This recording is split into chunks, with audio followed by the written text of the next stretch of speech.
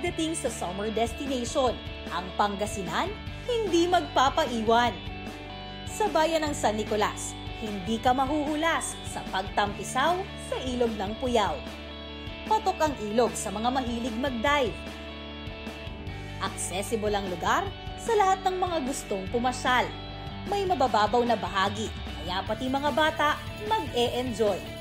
Hitik din sa mga cottage sa ilog na pwedeng arkilahin para sa picnic at pahinga.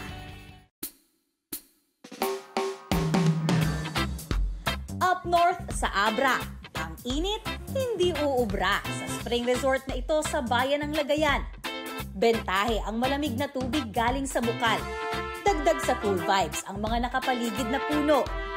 Healthy at ideal, lalo na sa kids. May bonus pang slide para sa gusto ng kaunting excitement. At kung napagod sa pagtatampisaw, pwedeng magpahinga at mag-relax sa mga cottage sa gilid ng pool. Sa bayan naman ng Tayum, tila naging makeshift resort itong tinatawag doong Torturayo.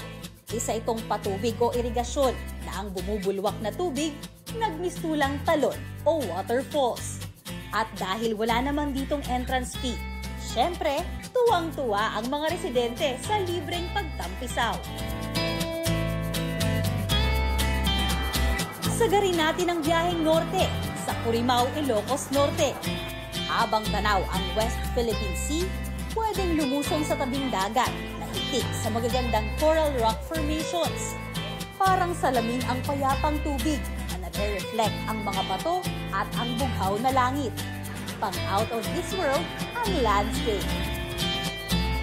Para sa GMA Integrated News, Jessica Kalinog ng GMA Regional TV, Balitang Bicolandia, ang inyong saksi.